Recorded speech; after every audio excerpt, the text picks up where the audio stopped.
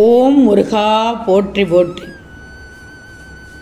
என் அன்பு குழந்தையை, நடக்கும்போது கால் வலிக்கத்தான் செய்யும்.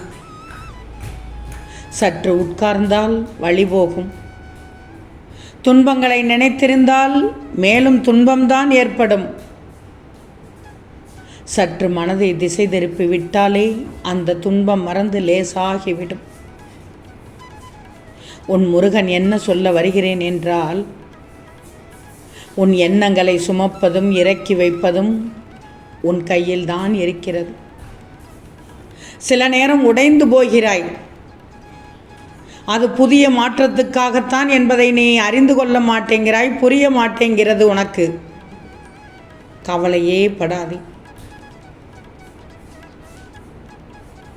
இப்படியும் இல்லாமல் அப்படியும் இல்லாமல் இருக்கும் இடைப்பட்ட பிரிவினிடம்தான் வாழ்க்கை கடினமாக இருக்கும் போல் தோன்றும். அனைத்தும் அறிந்த நீ இப்படி நினைக்கலாமா? இருக்கிற இடம் தெரியாமல் இருந்துவிட்டு போகலாம் என்ற நினைப்பு இருக்கிறவர்கள் உப்பு சப்பில்லாமல் வாழ்ந்துவிட்டு சென்று விடுகிறார்கள். ஆனால் அவர்கள் இந்த பூமியில் எந்த சுவடையும் விட்டு செல்வதில்லை.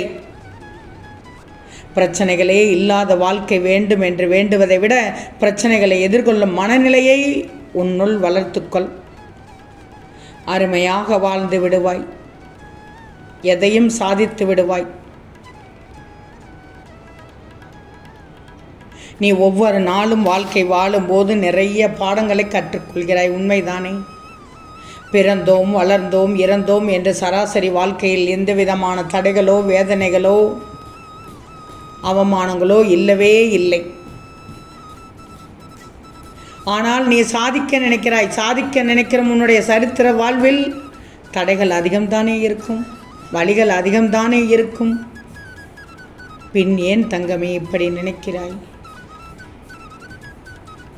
எங்கு யோசிச்சுப்பார். ஏமாளியாக ஏமாந்தவர்களை விட இரக்கத்தால் ஏமாந்தவர்கள் தான் எங்கு அதிக பேர் இருக்கிறார்கள். அதில் நீயும் ஒன்று.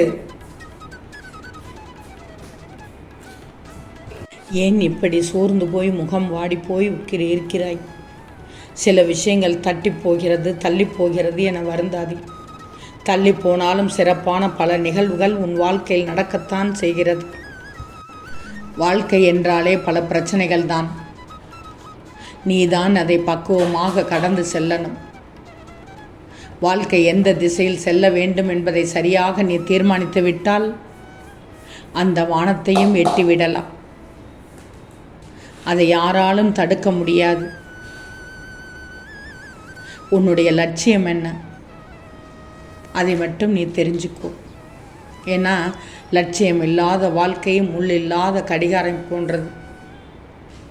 அது நின்னாலும் பயனில்லை, ஓடினாலும் பயனில்லை. நான் சொல்லும் அர்த்தம் உனக்கு புரியும் என்று நினைக்கிறேன். யாரும் எப்படி வேண்டுமானாலும் பேசிவிட்டு போகட்டும், அவர்களை ஒருபோதும் சபிக்காது. ஏன்னா உன் முன்னேற்றத்திற்கு வழிவித்திட்டதே அவர்கள்தான். அந்த இகழ்வாக பேசியவர்கள்தான்.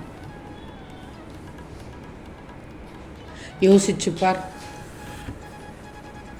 மிருகமானது, ஐந்தறிவானது பசிக்கு மட்டும்தான் வேட்டையாடுது. ஆனால் மனிதனோ பணம், ஆசை, பொறாமை என எல்லாவற்றுக்கும் வேட்டையாடி கொண்டிருக்கிறான். எல்லாம் இருப்பவனுக்கு மனக்கஷ்டம்தான். ஆனால் யோசிச்சுப்பார், எதுவுமே இல்லாதவனுக்கு பணக்கஷ்டம். ஆனால் இந்த இரண்டுக்கும் இடையில் இருப்பவர்களுக்கு இரண்டுமே கஷ்டம். அதுதான் இருந்தும் இல்லாமல் இருப்பது போல் இருக்குது. நீ நினைக்கலாம், நீ நினைத்தது ஒன்று, நினைத்ததுபடி நடப்பது ஒன்று என்று நினைக்கலாம். ஆனால் எல்லாம் என் அருள் தான் தங்கமே. சில நேரங்களில் நடக்காததும் கூட என்னுடைய அருள்தான். எல்லாம் என் செயல் என்னும்போது இதுவும் என் செயல் என்று நீ உணர மாட்டேங்கிறாய். இதை உணர்ந்தால் என்னிடம் கோபம் கொள்ளவே மாட்டாய்.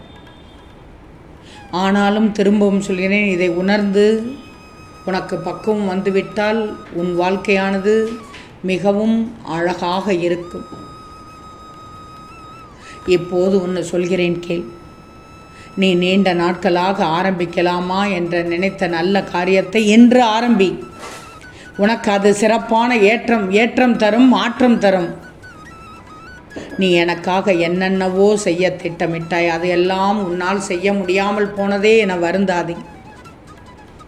நீ எனக்காக செய்ய ஆசைப்பட்டதெல்லாம் செய்ய உனக்கு வாய்ப்பு மீண்டும் கிடைக்கும். உன் வாழ்க்கையில் நீ எதிர்பாராத பல நல்ல விஷயம் அடுத்தடுத்து நடைபெறப் போகிறது.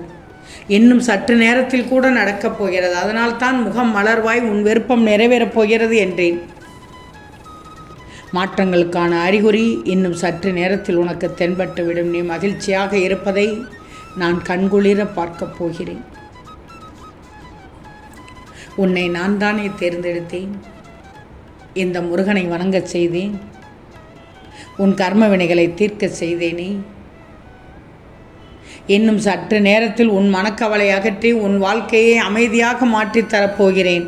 நீ நீண்ட நாளாக எதிர்பார்த்த ஒன்றை நான் உனக்கு தரப்போகிறேன். மகிழ்ச்சியாக இரு தங்கமே. எத்தனை சாத்தான்கள் வேதம் ஓதினாலும் ஒரு காதில் வாங்கி மறுகாது வழியே வெளியே விட்டுவிடும். மண்டைக்குள் மட்டும் ஏற்ற முயலாதே. மண்டைக்குள் ஏற்றினால் சாத்தான் குணம் உனக்குள் உருவாகிவிடும் என்பதை நல்ல ஞாபகத்தில் வச்சுக்கோ. தேவையற்றதை யோசிக்காதே. உன் மனம் சொல்வதை மட்டும் கேள். உன் மனம் சொல்வதை நம்பிக்கையோடு ஏற்றுக்கொள், உறுதியாக எடுத்துக்கொள். நிச்சயம் நீ தொடங்கும் அனைத்திலும் வெற்றி பெற்று விடுவாய். அந்த மன உறுதிக்கு எதிரியாக இருப்பதே அந்த பயம்தான். அந்த பயத்தை விட்டுவிடு என்றுதான் சொல்கிறேன். உன் பாசத்தை கொண்டு பல நாள் செல்லலாம், நேசத்தை கொண்டு நெடுநாள் செல்லலாம். ஆனால் வேஷத்தை கொண்டு ஒரு நாளும் அடுத்த அடி கூட எடுத்து வைக்க முடியாது. உன் வாழ்க்கையில் எப்போது நிறைய தடைகள் வந்து கொண்டிருக்கிறது. அதனால் தான் துவண்டு விட்டாய். அப்படிப்பட்டவர்கள் தோல்வியை தழுவது தவிர்க்கவே முடியாதது. எதையும் சாதிக்கும் முயற்சியில் இறங்கினால் தடைகள் உறுதியாக குறுக்கிடத்தானே செய்யும். எல்லோருக்கும் இப்படி நேர்ந்திருக்குமே. ஆனால் ஒன்று, அந்த தடைகள் எல்லாம் உன்னுடைய பயணத்தை நிறுத்திவிடக்கூடாது. பாதையில் சுவர் குறுக்கிட்டால் ஓட்டத்தை நிறுத்திவிட்டு திரும்பி போகக்கூடாது. நான் சொல்லும் அர்த்தம் புரியும் என்று நினைக்கிறேன். அதை தாண்டி போவது எப்படி என கண்டுபிடிக்கணும். விதி 1000 கதவுகளை மூடினாலும் விடாமுயற்சி சில ஜன்னல்களையாவது திறக்கும். கொஞ்சம் யோசித்து செயல்படு. என் மீது நம்பிக்கை இருக்கிறது தானே? நீ இங்கு வாழும் வாழ்க்கையில் எல்லாம் மாயை. இங்கே எதுவும் நிரந்தரம் கிடையாது. வாழும் வரை உனக்கு கொடுக்கப்பட்டு உள்ளது அனைத்துமே கொடுக்கப்பட்டுதான் உள்ளது. கவலையே படாதே.